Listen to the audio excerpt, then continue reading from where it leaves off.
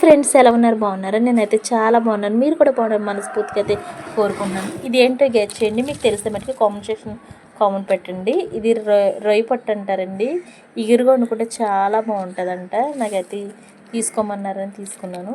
చూసారా, ఇదైతే మొత్తం నాకు 20 రూపాయలకి వచ్చింది. రొయ్య పొట్టు అనేది ఈ మెత్తలండి. ఇవి అయితే 40 రూపాయలు తీసుకున్నారు. చూసారా, ఇవేమో ముక్కలు ఫ్రైకి అయితే చాలా బాగున్నాయండి. ఈ ముక్కలు అయితే అందుకని ఇవి కూడా తీసుకున్నాను.